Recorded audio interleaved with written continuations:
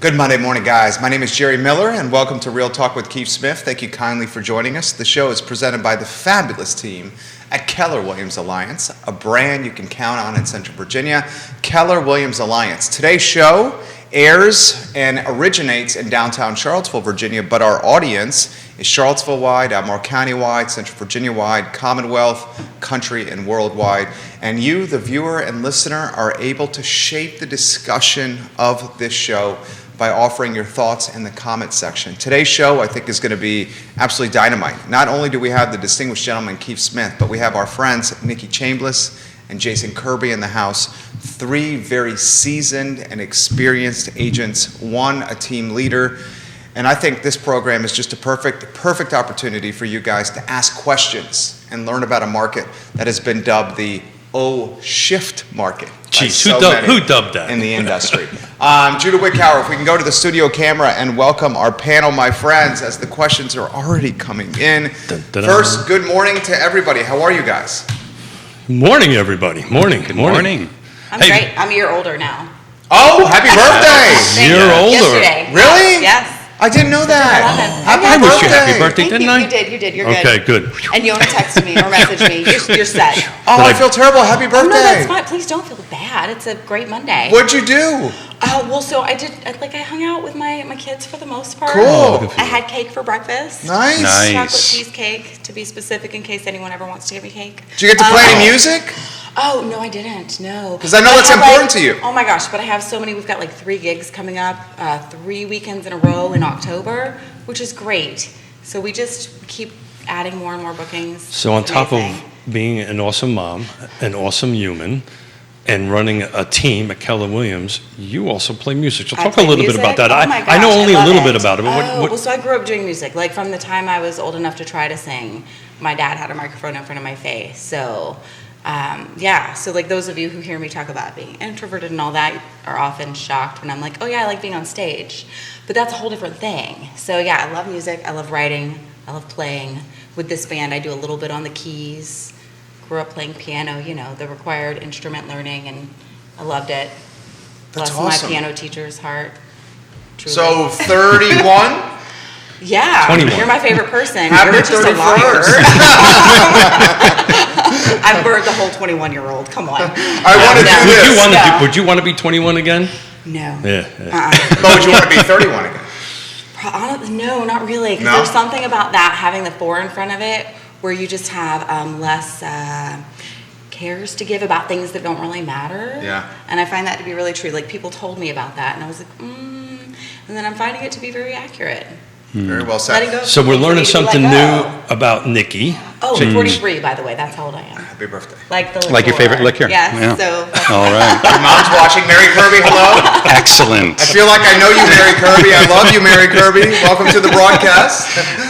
So Jason, tell us, you've been on the show a bunch of times, and Yeah. thank you for doing that. So Sure. tell us something new about you, right? We learned about Nikki's music. Tell us something that everybody doesn't quite know about Jason Kirby. Gosh, that is going to make me sound boring. Thank you, Keith. Oh, sorry about that, There's buddy. nothing interesting. I don't ride a motorcycle up to my music concerts or anything like that, like Nikki does. No, I spent the weekend, we went to the Alice in Wonderland event with Clued Up Games here in Charlottesville on Saturday.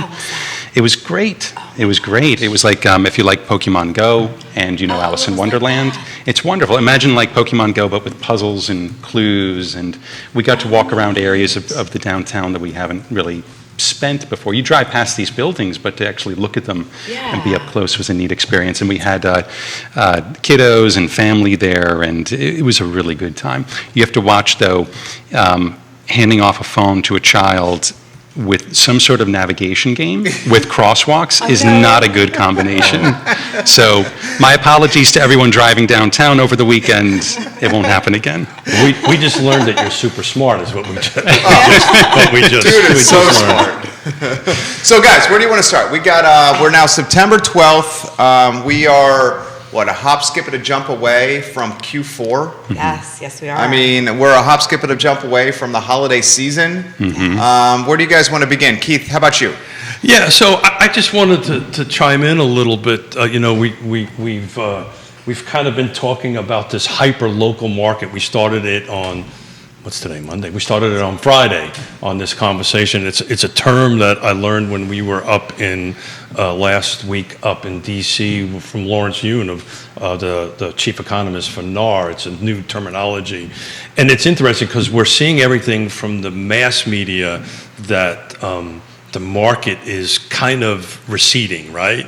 A little bit on that end of it. And we'll talk a little bit later about a listing that we put on Friday, beginning of the show. By the end of the show, we had multiple offers. But are you guys in a hyper-local market? Are we seeing things that are happening similar in the macro market, right? Does that question make any sense, Nikki? Yeah, it does. Yeah. I mean, do you want to start with that one, or?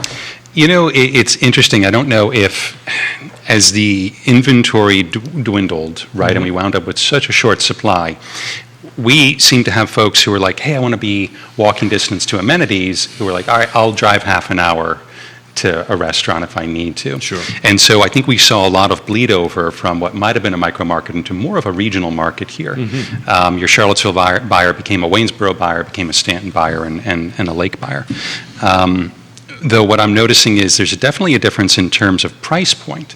So if we look at those as niches as well, we put a listing on in Waynesboro, priced attractively in appropriate condition, and we had multiple offers as well. But it's also not unusual to see homes go a few weeks right now. Interestingly, of everything that's currently under contract, 20% of those homes had a price reduction before they got their contract, right? So I think we're looking at it, Keith, in terms of, yeah, you're seeing the little markets, but you're also seeing in terms of price point. And that's part of the interest rates, right? So, Nikki, you're a team member, team leader, all your members. We've been discussing, I saw a really great post by Matt Neese this morning talking about that. So are these price changes like just, okay, we went a little strong, we're back to where the market is, or are we going, are values going backwards? Does that make sense? Well, so I think the market is softening, and it's not so much about value going backwards, it's about where you can start with pricing on a listing. And part of this is agents needing to learn how to, or improve their game, or shift the conversations they're having with sellers, which is challenging to do. It's simple, and that does not mean it's easy, right? So an agent can do all that they can and want and say all the right things, and a seller still say, nope, list it here. And when an agent's saying, hey, the market value of your home is this, and we should price it here to be strategic in our methods, which is what we should always do as real estate professionals, is be strategic about how we're doing things. The seller can still say, yeah, that's great, thanks, but no thanks. And I do think there is some of that happening, and I think that is shifting. I think that the sellers are starting to realize, oh, I really should listen to what I'm being recommended to do. Because when you price it higher than would be recommended, and I'm not saying by any particular person, I'm saying by what the market recommends and shows, then what's going to happen is you're going to end up getting less for that house than you could have had you started with the right strategic pricing. Multiple folks are asking what's softening a market mean. Who wants to take that? What we've been seeing is that when we think it's relative to what was going on in the spring. So even though when I say that what's currently under contract, 1 in 5 of those homes had a price reduction, it's important to also note on the other side of that coin, we're still at 100% list to sold. So what is selling for the price it was listed at, even if it was right before they received their offer. And these reductions are not, in many cases, large reductions.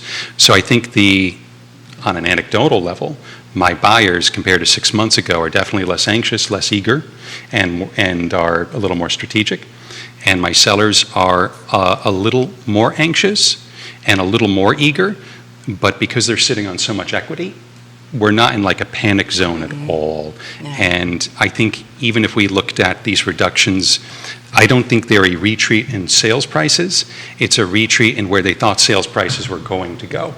And that's a different animal. So a softening market is just not as intense. So it's still a great market. Like we're getting, not the crazy barrage of showings where you can't actually even see a house and you have to decide whether or not to make an offer.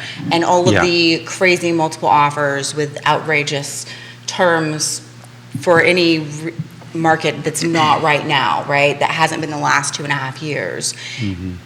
time on market's a little longer and still not as long as what we would call a normal market, right? So all of those things are what I'm talking about when I say softening, in addition to the details of what that means, right?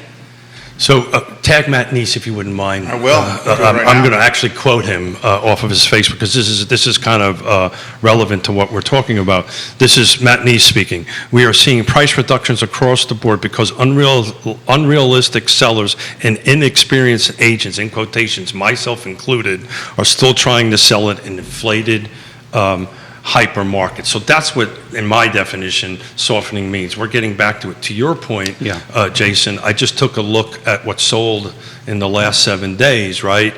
There was, in the car footprint, there was 57 homes. So that's just everything that's encompasses car on that. To your point, list versus sale, it's not quite 100%, but it's list price, the median list price was 412 and it's sold at 411. That's pretty damn close to 100%. Yeah. So what's happening is the market is adjusting from our advice to where it is, but we're not seeing situations where they're listing at 412 and they're selling at 380. Yeah. To me, that is a market going backwards on this end of it. So when those ratios between listing and selling are close, that means the market is getting it right on that stuff. We got this comments coming in from Steven, who's watching in Belmont. He says, please ask the panel what's going to happen if rates go up again. We all see that the Fed is going to raise rates in September and again in October.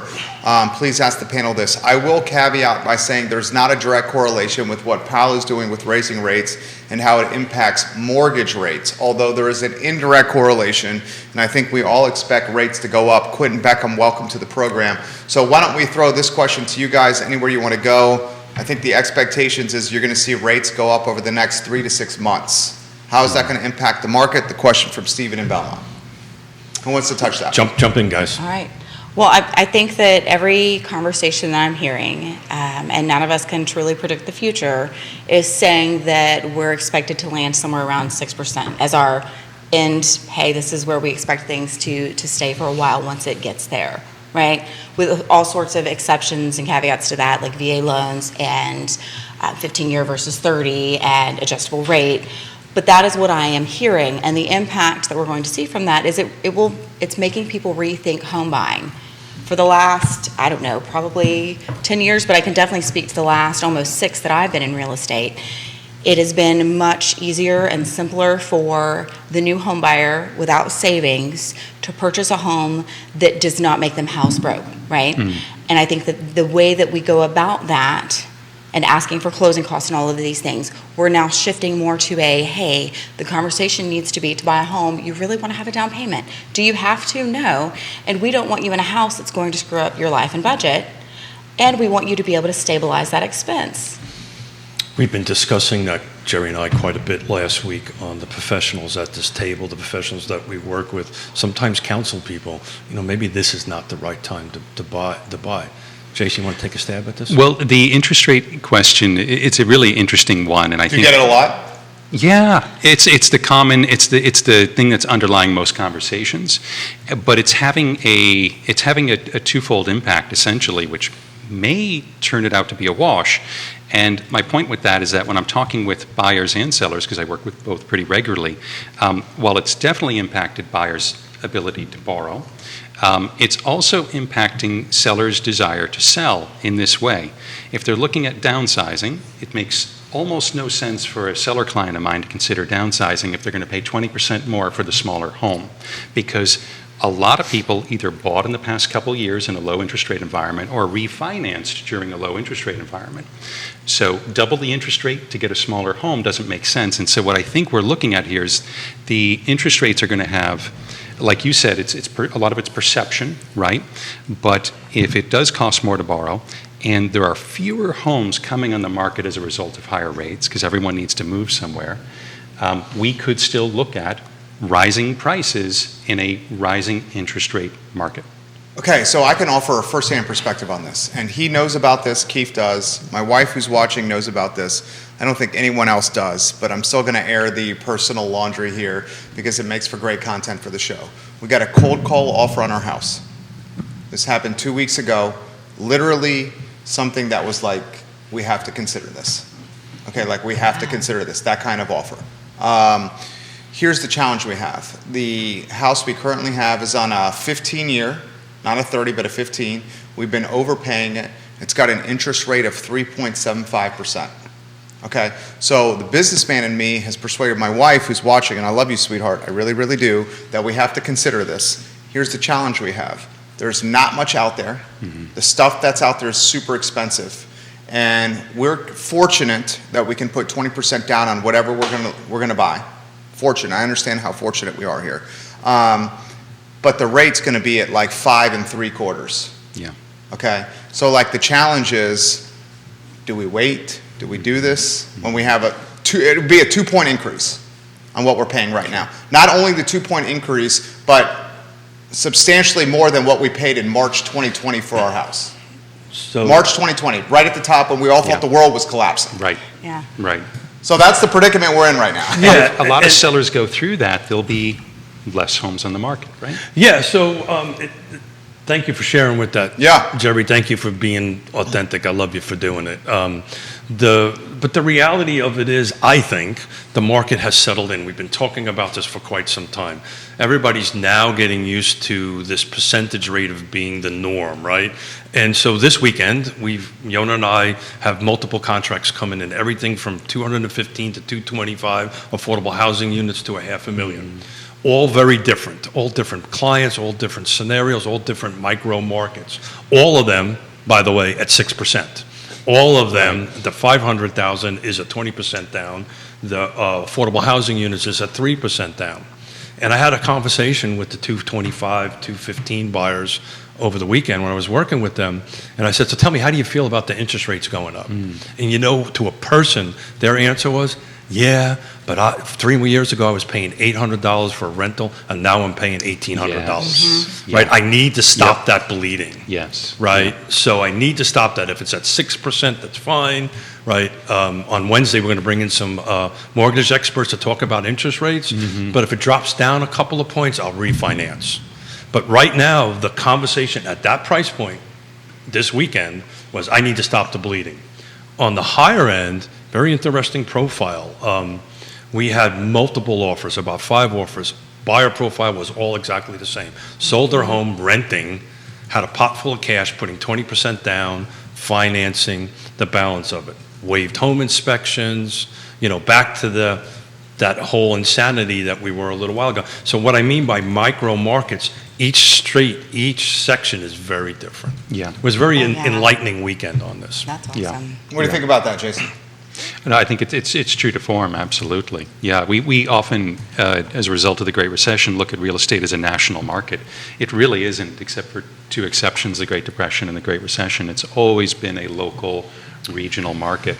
So we call it the time of great unpleasantness, by the way. That's the required term du jour on the Yes, on my the show. experiences doing that were incredibly unpleasant. Mr. Williamson has coined it, and I've been tasked with 2 things. One, get his name right, right, and secondly, make sure I call it. He's the president of the Free Enterprise Forum, Neil Williamson, is who we're referencing right now. So let me throw this to you guys. What do we think is going to happen come Q4? Halloween, Thanksgiving, Christmas. Great question. Got a lot of holidays here. The weather changes. Is that going to slow, impact, or expedite the market in any way? Based on what I'm seeing with the emotions of the clients I'm working with and the agents I'm talking to, I think it is likely to do that. Our quiet period during the summer, I think, was an indication of a return to normal, that seasonality. So I think we're going to experience a fall bump in activity like you've been seeing over the weekend, and then possibly a quietening in the winter.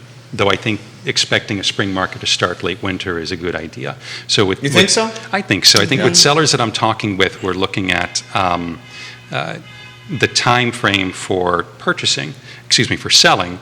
We're looking at if you can't make it out on the market by close to Thanksgiving, let's think hard January. about what we're planning.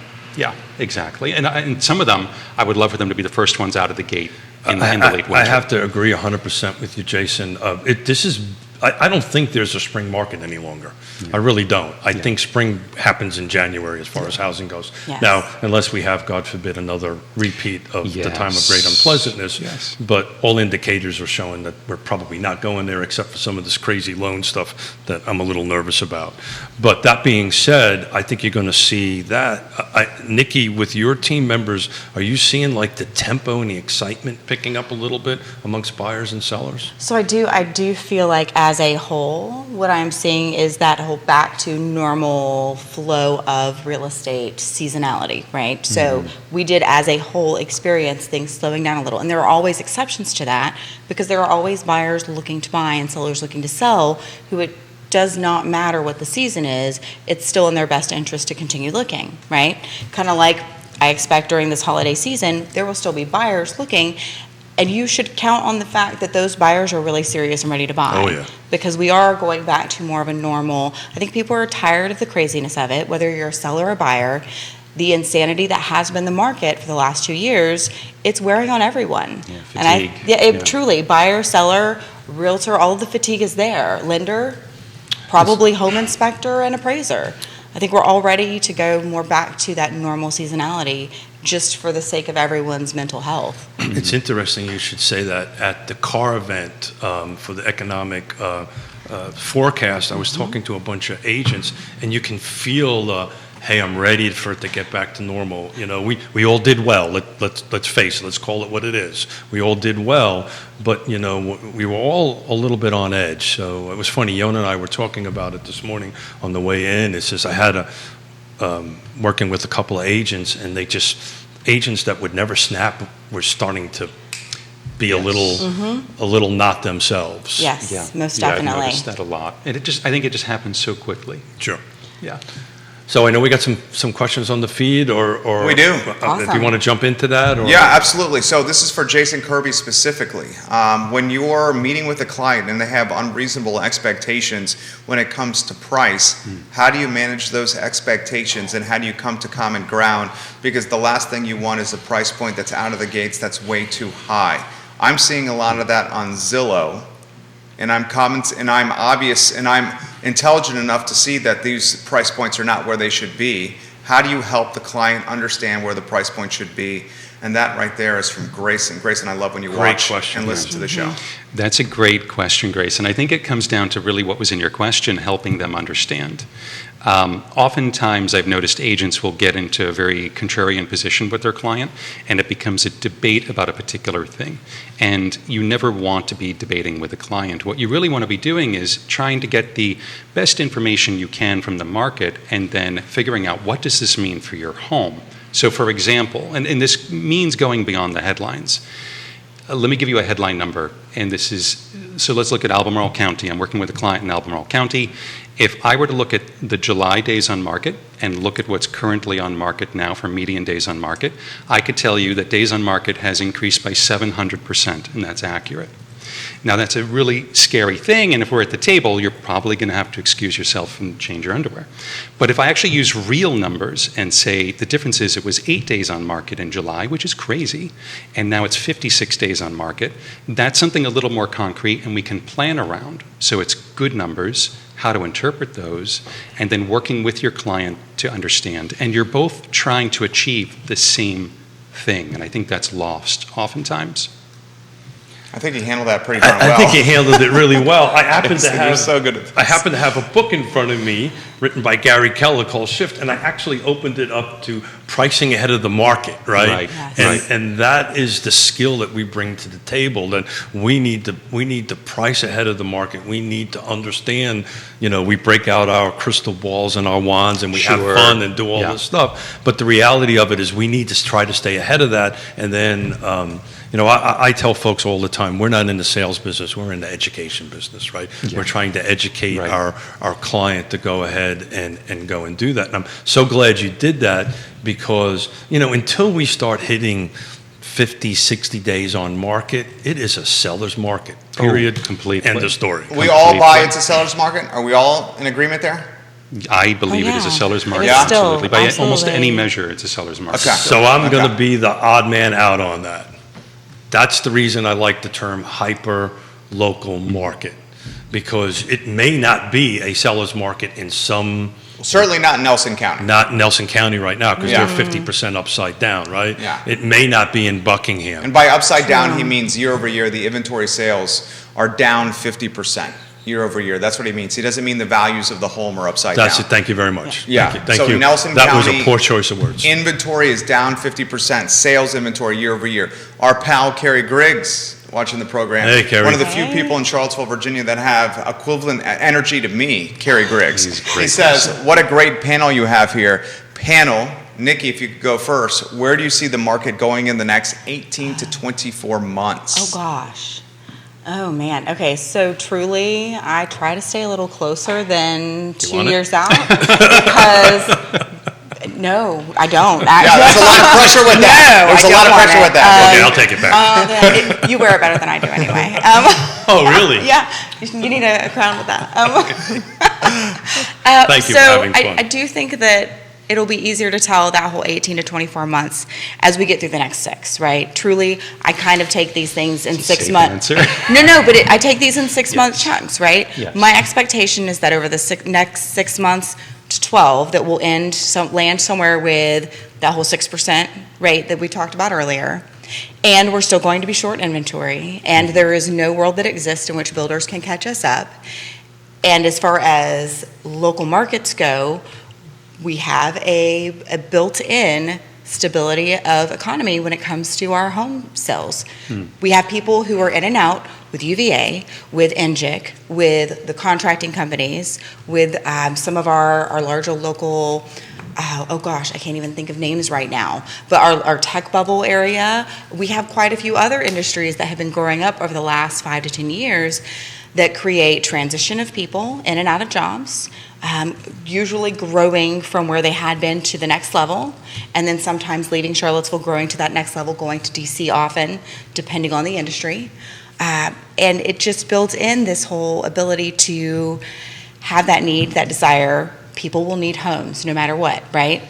As opposed to an area like Orlando, when COVID first hit, we still had buyers and sellers, and ours shot up immediately. My brother, who was trying to sell his house in Orlando, though, it was like a ghost town there. Their entire economy was just tanked. Well, that's back to my micro Yes. market. So when I'm looking, though, at 18 to 24 months, I don't expect that too much will change.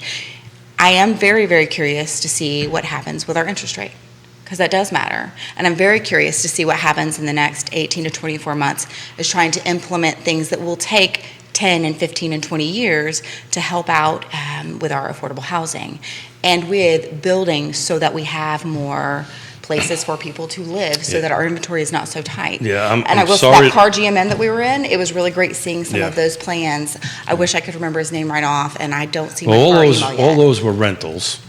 Not all of them, though. Well, except for North Point, which is The- quite a substantial Yeah. way off. Jason, I'd love you to tackle that. I'm going to jump in on my opinion. Sure.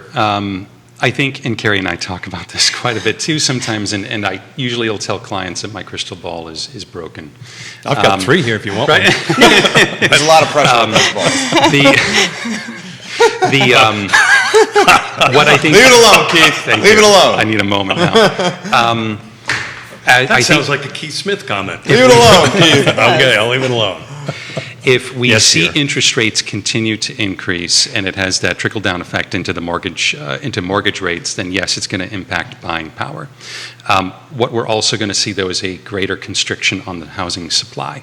So I still think it is, if I were to guess and bet some money, we're looking at rates of appreciation going into the future that are just way more modest than we're used to in the past. And if you were to look at inflation, it might even be less than inflation. So if you were to look at it in real terms, maybe you're not making forward progress on holding an investment like that. But that's what I think I see. What concerns me the most isn't so much, well, what concerns me the most is I think the estimate is we're looking at 5.1 million transactions this year in the United States. The last time there were 5.1 million transactions in the United States, we had 1/3 the number of agents that we have right now. Yeah. So agent to agent with Gary, that's my greatest concern. Yeah, that's a topic Good take for right a different show and different conversation about where we as an industry are going to settle who's in the industry. I think you're going to see some seismic shifts, some shifts going on that. A couple of quick things on that. I've been at this for 3.5 decades, and it's just amazing me how the last 4 to 5 years, we're actually talking about forecasting in the future for interest rates. That's never happened. Oh, really? In the decades. Nobody's ever said, we think this is where we're going to go. We think. Well, that's because we got seduced and almost grew to expect 3% and 4% rates. And when the market gets romanticized by cheap money, it becomes the expectation as opposed to an anomaly. And it was an anomaly during COVID. So we talked about that, a million times, that my fear was everybody thought and that's exactly what happened. That's exactly what happened. Yeah, and now there's panic. Well, I think they're settling in. I don't really think there's panicking. And I'm just telling you by what I'm seeing on the street by working with clients. He said, okay, we've come to the realization this is the new normal. You want to jump in real quick? Then I'll finish up. You're talking about over 10, 20, 15 at least years is what you're referring to. And I will say the real estate world that I've lived in the last almost 6 years, we were talking about those conversations when rates kept dropping, and it was if you're looking at just the pure economics of it, right, they should not have dropped that low, they should not have stayed that low, and they did. So that was a regular conversation in the world that I lived in. So this pressure is not going anywhere. As we learned, and I learned when I was up in D.C. last week, and I know this firsthand because I work with a bunch of them, builders are pulling back. Yeah. They are not, so this is actually the first time we went backwards, projected to go backwards. So we've never caught up from the time of great unpleasantness. We've never caught up. We were, depending on who you talk to, Lawrence Yun says, Dr. Yun says 5 million, Lisa Sturvin says 3. We're several million units short. The builders are now contracting that. They are not going out to what they call their B and C sites, right? They're going to focus on their A sites. This is their prime. Focus on their A sites. I mean, the one we work alongside, who you know, has indicated to us that, we had the conversation on our weekly conference call. I said, you want to go the spec route? He goes, I'm not even touching spec. Yeah. He goes, unless it's a contract in hand, I'm not even going to crack ground. I mean, those are his exact words. Yeah, correct. So my reference is to the larger developers and builders, that projects that they were looking outside the end of the rubber band, they are now terminating, right? And they are now moving back in and focusing on something closer to the core, whatever that might mean. So what that tells me is this lack of inventory is only going to get worse. Right, Yes. because Yes. the builders are not bringing units on, even though their numbers of sales are reducing, but they are offsetting, bringing in there, and that's why I kind of needed the balance thing, right? Yeah. But Totally. to do that, so look, I'll go out on a limb here. I think this market, unless something happens out that we're not seeing out there, is going to be this market for a substantial period of time. I think that's the case. My friend Frank Hardy on the feed. Frank, we love when you watch the show, Hey, my Frank. friend. This question's come in, and this question's from Heather. What could cause a down market for this area? Who wants to touch on that? And then a couple folks are saying the panel's very bullish and optimistic this morning. We'll leave it at that. It's the coffee. It's not optimism, though. That's No, the thing. it's well, I think I don't want to speak for everyone, Sure. but even Right. though we see prices having a lot of strength because of the shortage of supply, unfortunately, no, it's not.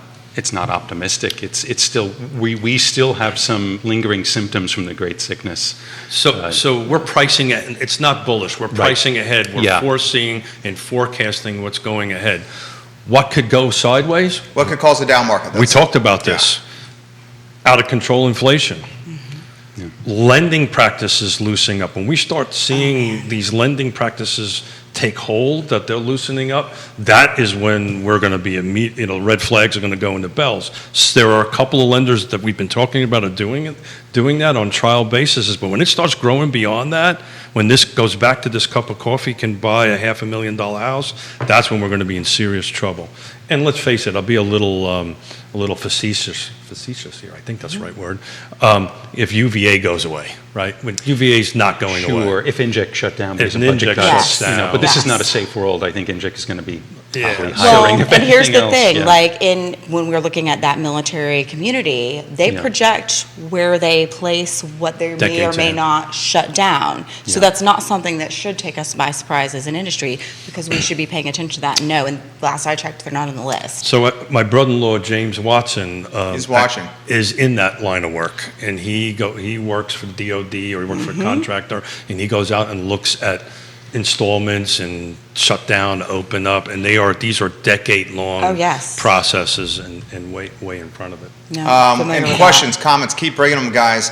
This question just came in. Do you think the 6%, Nikki, is the rate for a long period of time? Everyone's talking rates I know, now. that's really like, Right? I'm like, Yeah. oh, I don't want to predict the future, y'all. Honestly, I kind of hope so, because I just feel like going too much higher is more than people can take mentally. Because I've truly been surprised by how hard it has been for people to accept where we are. And while I get it, I can sympathize. It's also like, well, this is what we've been talking about to some degree, maybe behind too many closed doors, I don't know. Since it went this low, it's like, oh, it has to come up. So the experts, so I was in DC for a CEO and leadership thing. We had the CEOs of Bank of America, all the major US banks, and they're asked on a panel this very question. So it's funny, they used my line. They said, how about them Mets, right? They didn't want to answer. But ultimately, when they got to it, they said, look, we're looking at around 6% plus or minus for the rest of this year. They're tracking exactly what Scott Morris from Ross Mortgage has been saying, is that we think somewhere in the second or third quarter of next year, it's going to be below 6, somewhere to the 4 to 6 range. The caveat to that, these are the same people that said at the beginning of this year we were never going over 4%. Exactly. So- Exactly. Full So- of doo-doo. So, Yeah. you know, for what it's worth. They're full of that's what doo-doo. That's They're what they full of were the saying. doo-doo. Jason, you wanted to say something. I think a lot of that is going to be determined by the impact they have in reducing inflation on the federal level. I think as long as they still want to cool down the economy and those core rates get hiked and hiked and hiked, we'll probably see rates continue to climb. Still lower than the historic average, but for anyone I think a lot of people I think who ask this question think, is it ever going to be 2.75 again? Well, I don't. we I don't won't be see it. around. Yeah, right, exactly. At some Yeah. point it Yeah. will happen, but it's not going to be relevant to us here. And if it does get to that point, you probably got a black swan event of some kind. So you probably don't want it to get to that. No, No one will be right. That's what alive you're at that saying. point. Yes. Exactly. Yes. Exactly. Well, and talking about the thing that could impact us negatively as far as the housing market, like I do want to go back to the fact that I agree with what Keith was saying. If we end up with, if we want to call it predatory lending, or if there's this gray area that some may think exists, that's going to be a really bad thing. That is what makes us different in such a large way from 2018, or wrong year, 2008, sorry, I added a 1, from 2008, 9, 10, right? That is a huge part of the conversation as to why that's not what's happening now. So if we move toward that, we're setting ourselves up and our community up and our neighbors up for failure in a huge way. And often black swan events have a reverse impact, like a worldwide pandemic just threw a bunch of fuel on the fire in terms of our industry. But Yes. that was a pretty sharp V. We called that. That Yep. went down fast and went And up. it rocketed up. Yes. Rocketed up. Interesting on the inflation front. I read an article on CNN. I think it was yesterday or Saturday, that Dollar General's largest growing customer. It makes between $75,000 and $100,000. Oh, there was a stat in the local news that the Blue Ridge Area Food Bank, 1 in 3 people coming to the food bank right now, both people in the household are fully employed. Yes, 1 in 3. Yeah. Fully employed. absolutely. Think about that. I ran out of I milk do. this weekend because I needed milk for my coffee because I'm not a real man. I put milk in my coffee, okay, Nikki? I won't judge you harshly. I put milk publicly in my anyway. coffee, all right? I don't put sugar. Does that help me out a little It bit? does, There it you go. does. So there was no milk at Food Lion at Lake Oh, Monticello yeah. on a Sunday morning at 7 o'clock. Yep. What do you make of that? Supply chain? I drank black coffee, which was not good. I was wondering what happened. I just figured you didn't drink coffee, Keith. I drank black coffee. Spencer says this for the panel. How are the investors responding to this? The house flippers and the folks looking to make a buck on rents? That's a good question. Who wants to touch on that? So I track the sales, and I go back and look. It's impossible to tell, but I'm not seeing a lot of LLCs buying right now. Yeah. That's not an official statistic or anything like that. It just seems that way. We're not getting any phone calls. Hey, I'm ready to buy a flip, right? I think the prices are at such a point, and the cost of money is so expensive that I think that's kind of timed out a little bit. But Yeah. from my market, that's what I'm seeing. And I think those who have engaged in flips, so long as their plan B was sound and they knew they could rent it profitably, there's a lot of money to be made in rentals right now. So the flip and rent is probably going to be more of a thing that occurs, but I'm just not seeing it as much. And I'm also not seeing anyone buy homes for kids attending university right now either. Oh, that's Yeah. good. Well, advice. that's because Yeah. what is there to buy that's reasonably priced, right? And so I ran before the show. I ran some quick numbers on Lake Monticello because we talked about this on Friday. I love the panel's opinion on it. We are in a housing recession as far as volume goes, right? Yes. We're Yeah. number of units. But are we in a housing recession as far as value goes, what they're selling for? Just some quick numbers. I went back to 2018. 2018, Lake Monticello only, right? Single-family detaches, no attached products there anyway. There was 209 units sold in 18, 31 days. Median sales price was $215. In 19, 292, 30 days on market. Median sales price was 222. 226 was sold, 20 days on market. This is year to date, guys. 231, 21, 256, 5 days on market, 267. This year, we've gone down to 196 units sold, 5 days on market, 315. So we jumped in 1 year from 261 to 315. The rest of the years were kind of nice, simple 6%, 3% year over year when you start looking at the numbers. 18, 19, 20, 21 was a big jump. That was 231 to 267. But in 18 and 19, this was this normal 6, 7, 5%. So no one sees drops in values here at this table? There was pause here. Perceived yeah. maybe because of the price reductions, but I don't think Right. there's true drop in value happening, Exactly. right? I think that's a drop in projection. Okay. Right. I think Yes. that's what I've been seeing. But like Keith says, there are going to be little markets where they're really marching to the beat of a different drum. And So we'll price probably see that more reductions, and more. let's make sure we get clarity here. Yeah.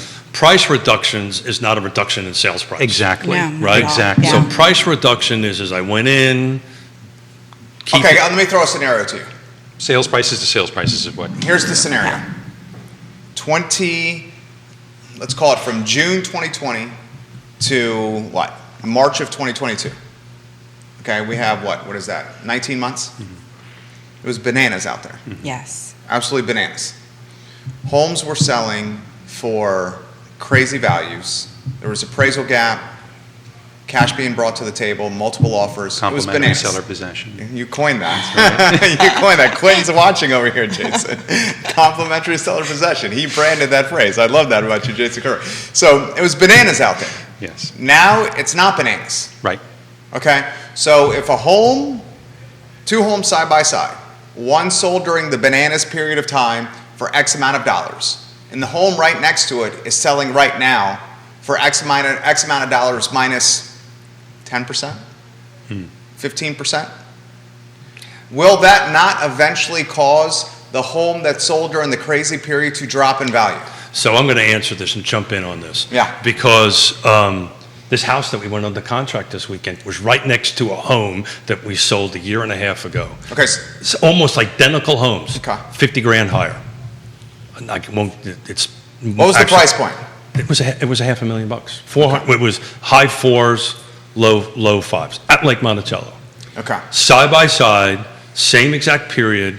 There was differences, right? Each home's a little bit differently, but in the same market. And How can the home I next literally to it- ran the numbers to prove that. How can the home next to it, in Charlottesville and Albemarle County, let's talk Charlottesville and Albemarle County here. If the home next to it is selling at a price point that's less than the home right next door, isn't that not a comp? It is a comp, but it all comes down to the duration at which we look at these. So if you were to ask me, are prices retreating a little bit from March? I personally think so. Don't necessarily have hardcore numbers to justify that, but it's just how I feel, definitely. But if we were to look year over year, the story of this year was written in January through March, January through April, and I don't think the retreat back over the past 60 days is going to balance that out. So instead of, we were looking at 20% year over year, right? And if we retreat, say 3 to 5%, then we're still looking at a pretty amazing year for 2022 for appreciation. So you're saying you've seen side-by-side homes, same exact homes in the city of Charlottesville sell. I'm just talking, just take my neighborhood. Got it. Where I'm at right now. The homes that we're selling in March, we're selling at crazy numbers. Those exact houses, same lot size, same year, same style, same everything, are going through price reductions on the MLS So the now. last Monday of this month, we're going to have Jeff Gaffney, and we're going to literally. And it's not just Glenmore. And It's we're gonna- all their neighborhood. Look at the city of Charlottesville. So that I goes feel back. this too. Yeah. But that goes back. Look at Rugby Road. But that goes back to my micro market. Yeah, you're talking about micro markets. Micro market. It's literally going to be different from neighborhood to neighborhood, street to street.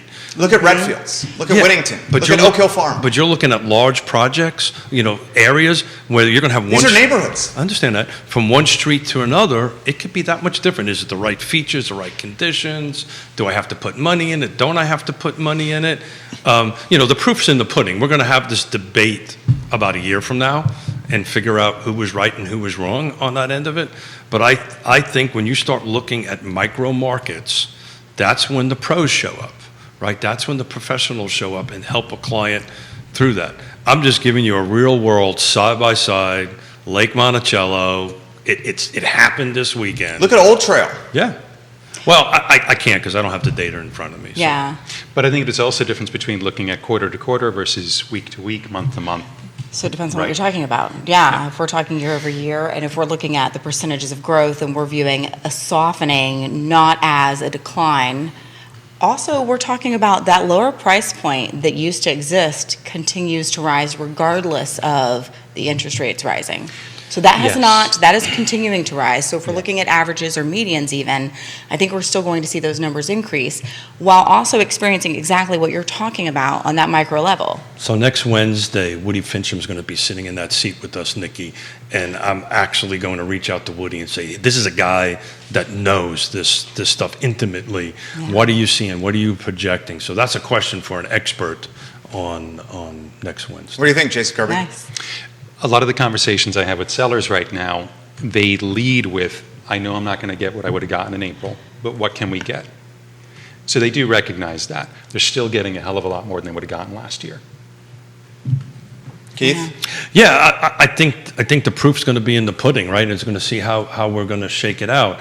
What I don't want this conversation to go to the point that people are afraid to list and afraid to buy, right? That's what the national media is putting out there. That's what Matt Neese was commenting on, right? When you look at this thing in a big macro perspective, it gets scary. That 700% number, right? It scares the hell out of people. Yeah. Well, what does it really mean? Well, what it means is you're going from, single digits to double digits. Right. You're not going to 60 days or 90 days on market, or you're not reducing price value tremendously. Right, and oftentimes you'll see like, the headlines might be like, rates of appreciation have dropped 80%. Well, that's the reduction in the rate of increase. That's a completely made-up number, but there's an example of a rising price, just not rising as fast. How about this question that's come in the feed? This is a good one and a tough one. Are you guys ready for They're this? always tough. Always. This one's tough. Jerry, the local jurisdictions are now talking about raising assessments again. How is that going to impact the market when interest rates are higher and local government is talking about more taxes on rooftops? Who wants to go down that road? Year over year in the city So of the Mets Charlottesville, are really doing assessments. good this year. Year over year in the city of Charlottesville, My mother real estate actually taxes switched went up from a 12%. Wow. Year over year, they went up Yeah. 12%. 2021, 2022, 12% increase on average. So here's the City of Charlottesville. scary thought on that comment. So this world I know well. This conversation about rate increase never really happens until like 1 or 2 months before it has to be done, which is in May and April of at the end of the first quarter. They usually start that conversation. The fact that most jurisdictions are having this conversation right now, they're projecting less income Yeah. in their budgets. Right, and that's the conversations they're having. So what are your thoughts on that, Keith Smith? Yeah, I mean, the thoughts are, we're going to keep a close eye on it. We're going to bring the elected officials to sit in these 2 chairs and start asking those questions. But, the city, the counties, they're a business, right? And most counties, I can speak to Fluvanna County, 97% of our revenue comes from rooftops, from residential. They can't go out and sell more. They can't create another business model to raise money. This is how. So this is this is their venue of increasing or creating revenue. What may happen, and as a housing affordability advocate around the country, what I am concerned about is if we start getting a little more recessionary next year, a little bit more increase of inflation. There's going to be less money in the coffers for the governments and the counties to help housing affordability. And I'm actually publicly talking about that at these meetings because that's what the governments do, right? All of a sudden they'll shut the cookie jar down when they really should be opening it at that point. But that's my soapbox for the moment. New questions come in. Anyone want to touch on that before the next question? I mean, just that I'm not surprised. Everything that the county or the city is going to have to purchase or hire out to have done, it costs much more than it did a year ago. Yeah. So when I see inflation, I expect, unfortunately, my taxes are probably going to go up because they're, like you said, Keith, they're a business that functions and they're going to have more costs. I mean, not knowing anything about the fact budgets. that Dollar General's largest growing buyer profile makes almost 6 figures is concerning to me. Yeah. It's not that it's a great, it's not a great place to buy things and all this kind of great stuff, but that is a statistic that nobody's talking about, that this market is starting, from that perspective, is shifting a little bit. Making 6 figures it's just kind of like $1 million home is not $1 million home. It's the same with income. It's not the same. When I was in high school, my goal was to figure out how to make $50,000 a year. You can't live here on that. It's not the same. So when we're looking at 6 figures, though, it does not carry the same weight that it once did. This is an interesting question. Kelsey, for the panel, what value or price point will hold their worth the best throughout this? I think we all see tough times ahead.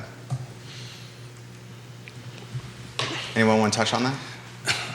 Try that question again. Yeah. What value or price point will hold its worth the most? We all see tough times ahead. Again, to go back to micro markets, there are so many exceptions to this rule, but if you're buying in the price point in which there isn't new construction, that's often a sound approach. Tell me about that. Which is harder. I had this client once, this is going back a few years, when this specific question came up. She could afford a $400,000, at that time, newer townhome, brand new, in Cascadia, or a lovely townhouse that met her needs in River Run for $195. And she said, I can do either. What should I do? And I said, well, this isn't your forever home, you've told me. And when you call me in 3 or 4 years, I would like for you to be in the River Run townhouse because they're building a hell of a lot of those townhomes for $400,000. And when I talk to her a couple times a year now, I'm so grateful she bought the thing that they're not making anymore, nor can they afford to build anymore. So I think if you're looking at this big picture like that, if you could actually design your life like that, which is hard, that's a pretty sound approach. You know what I heard in that statement, what you just said? It tells me how awesome you are. You stay in contact with the client on a regular basis, He 3 or definitely 4 does. times a year. And recommended the lower purchase. And Just do saying. you know how awesome that is? Do you know how But many? you made that point on previous shows is like, what was your point? It was like the agents, so many of us, once the deal is done, forget to follow up. 97 We're like, follow up and follow up and follow up some more. 97% of buyers cannot remember who their agent was, according to NAR. 97%. It's a huge number. Really? It is a Oh, yeah. huge. It is It's a bad. huge number.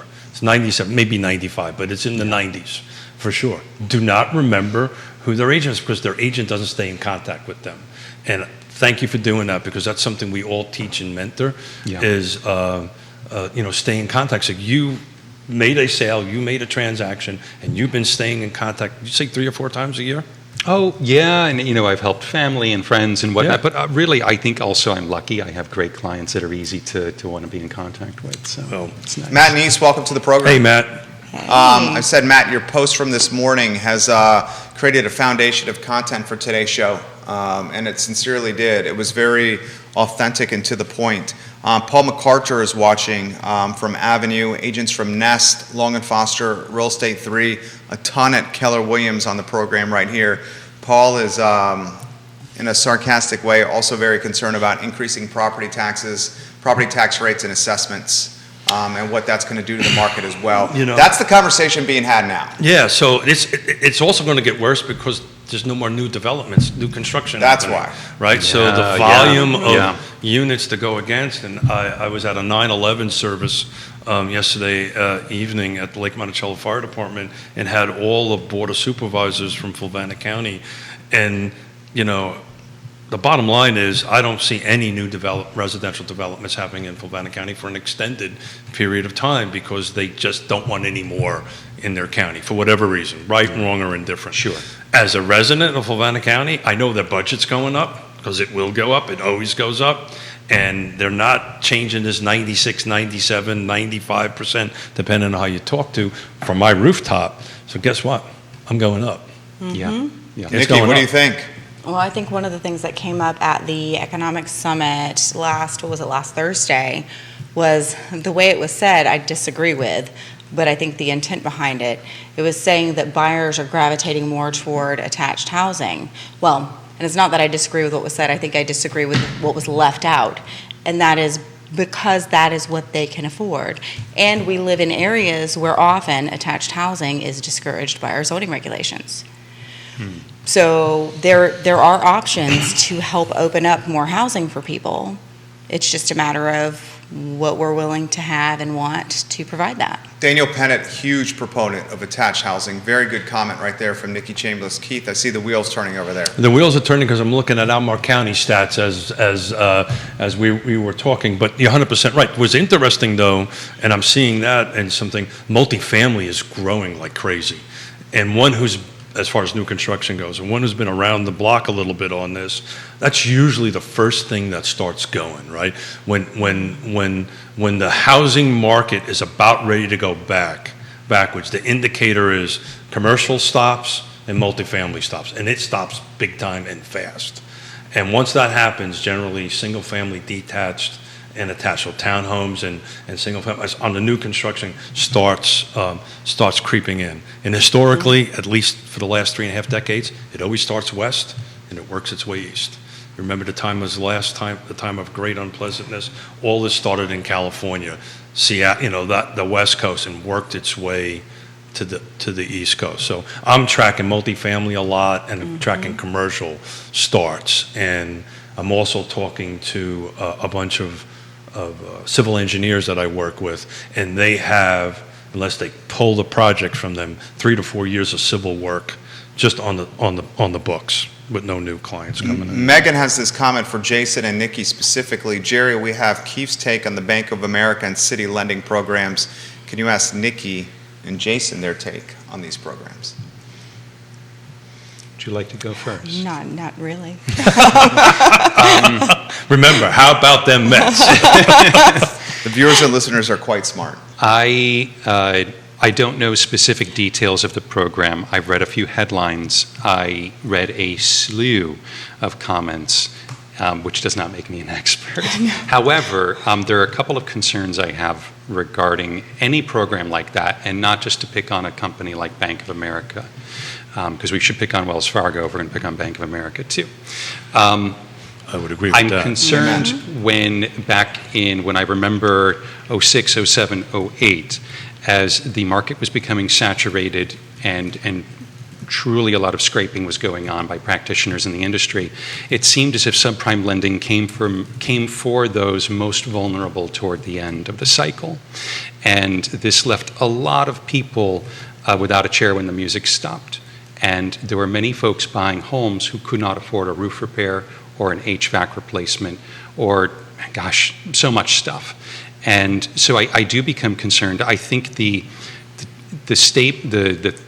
intention of the program seems incredibly noble, but when I look at what little details I did, I became very concerned and wondered if it could be something that would easily backfire on the people that they are trying to help. I also was wondering, from just a rather skeptical point of view, is this more just for statement of intent to attract attention rather than anyone really truly being able to qualify for the program they're laying out?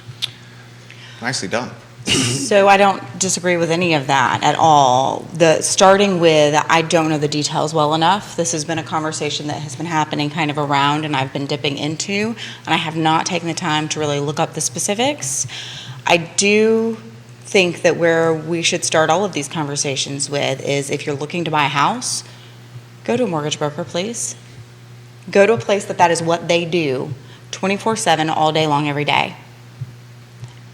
And I'm not sure if I should call it companies or not, but personally I bank with USAA and maybe Federal. And if I'm getting a loan for a home, a mortgage, I'm going to go to one of our local lenders all day, every day. Yeah. And I have lists of great lenders. Cannot use them all. And I have a list day after day of people who are worth spending time with, who are worth connecting with and learning from, so that you have the best product possible, right? And if you're doing that, then none of that matters. None of this conversation matters at all. And if you are looking at things that are tempting, I do feel very, very concerned that the people that they are trying to help, and I'm going to just come at this from the assumption that they are truly trying to help people, I think it's putting them possibly at risk. And the idea of, hey, let's go for diversity, equity, and inclusion, and that's wonderful, but let's not set them up for further damage. We have history, years and years, from our very origins, has been horrible toward the exact people that we're talking about an helping here. abomination, truly. Our industry has been the problem. Let's not continue that. So in that, great answers, guys. Yeah. You guys did enough research without even doing research, because you kind of hit the points right on. But to Nikki's point about that, we are at the front lines and the trusted advisors on that. In this conversation I had with the first-time home buyer, affordable housing buyer for a $215,000 house, there's a required 3% down payment for the loan program that has on it, which is very similar terms and conditions of this loan program, by the way, on that end of it. And this woman, a single female teacher with a child, goes, well, I've got X amount of dollars. I want to put that all so my monthly payment is less. And I said, great. New construction house, you probably won't have a problem for a year. But what happens on year 2? And your refrigerator goes, right? Oh, so I've been renting my whole life. So we sat down and on a Sunday afternoon, had a conversation. I said, look, talk to the trusted advisor, talk to the loan officer, see what you can afford. But my advice to you is keep a little cash aside, because you're going to be a homeowner now, right? And there may be something that pops up that you have to do that. And she thanked me for that, because her mindset was, I'm going to put all this money in it, so I had a less monthly payment. So instead of, having an extra $20 or $15 payment, right, she keeps keeping several $1,000s cash for emergencies. Michael Guthrie, watching the program, Hey, just Michael. sent me a text, watching the show as we speak. We appreciate you, Michael Guthrie. So panel, what is the counsel you're offering? I mean, you got some agents and quite a few people watching here. With Q4 around the corner, we know as the holidays transpire and happen, we start having friends and family over, and then we start seeing maybe the idiosyncrasies of our house, the flaws of our house, and that encourages people come spring to say, hey, maybe it's time for something new. So as we head into the holidays, what's the counsel, Jason, you're offering everyone that's watching?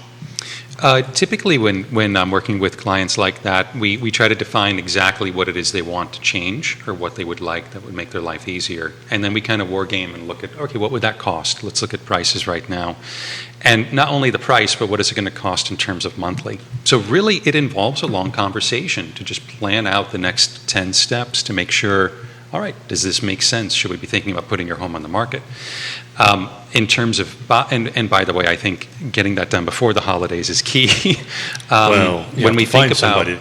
yeah, when we think about buyers, I think it's an incredible opportunity if you're out and you need a home and you're shopping for a home right now.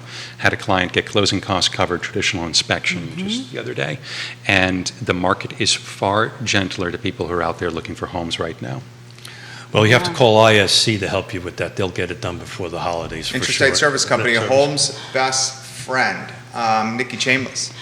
Oh gosh. Okay. So when you first started that, my brain, that question, I don't know where it landed because my brain grabbed onto the beginning, and it was, what would you say to our audience about this next quarter? And I would say, for the last 2 years, you could be a realtor and be successful and have some really great income and help some people just by being there, by having speed.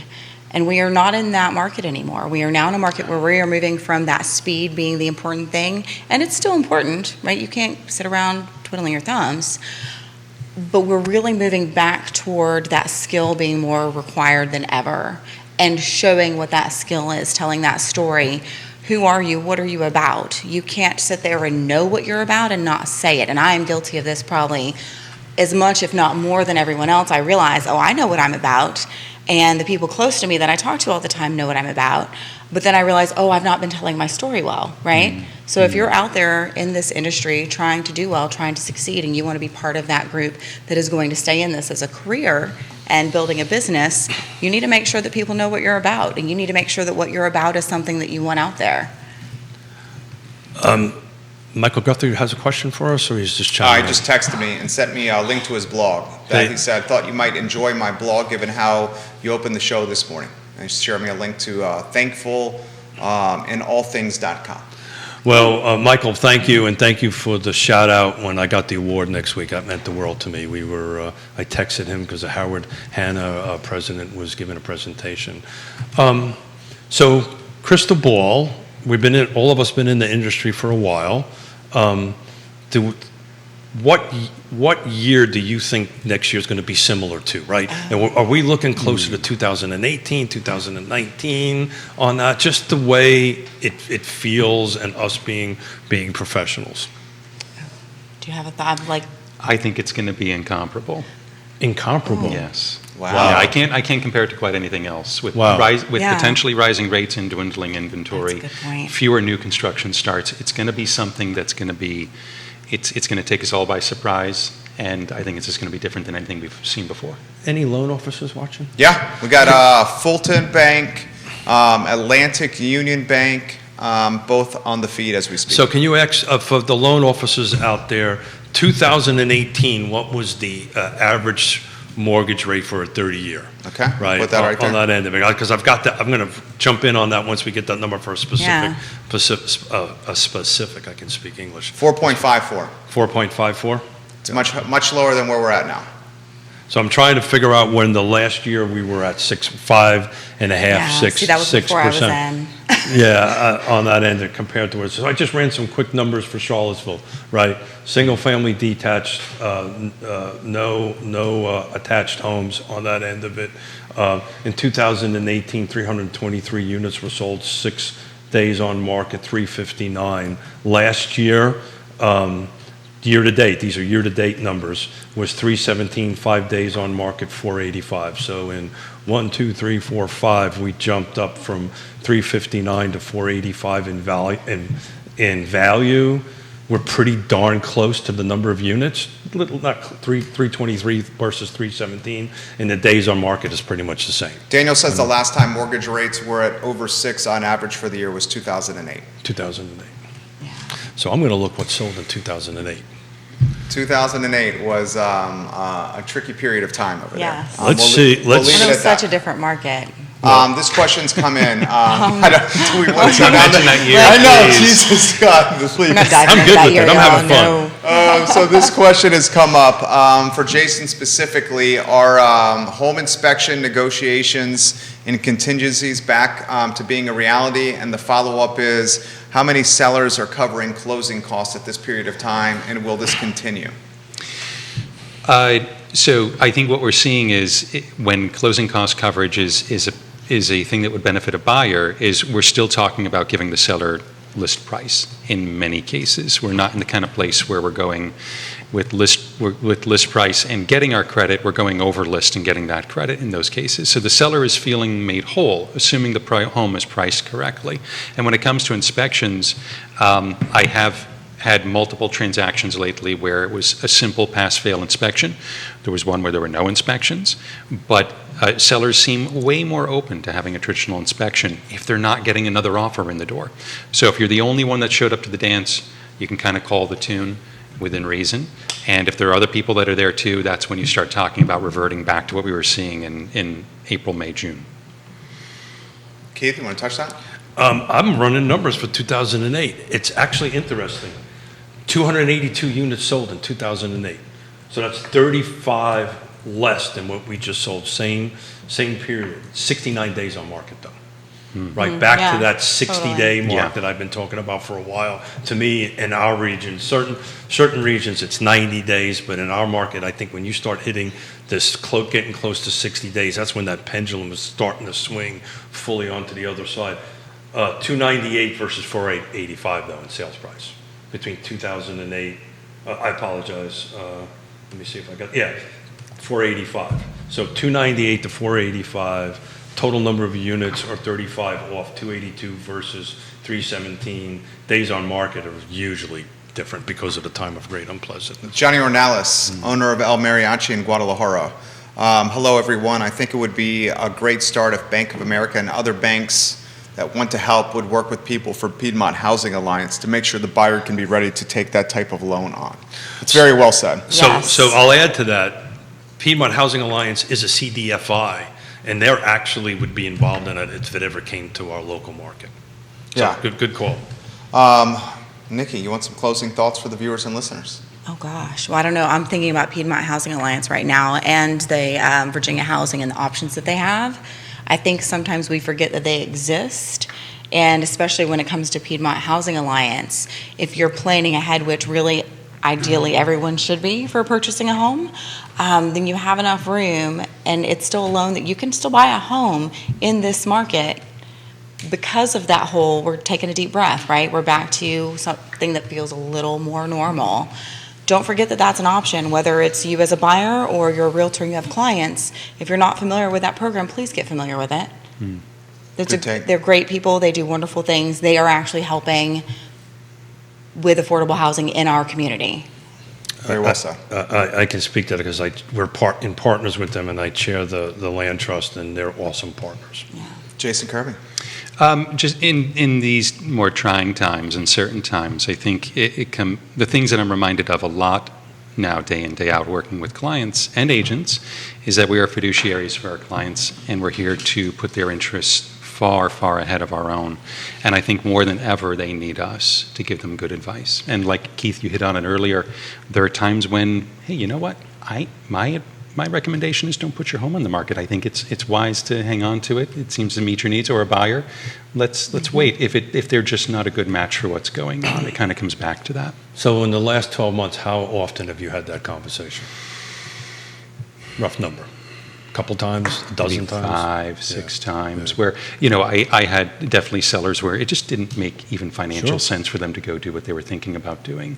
And we do that because we want to make a customer for life. Yes. Yeah. Relationships for life. Yeah. Keith Smith. Yeah, it always amazes me when we get roundtables like this, and I love it.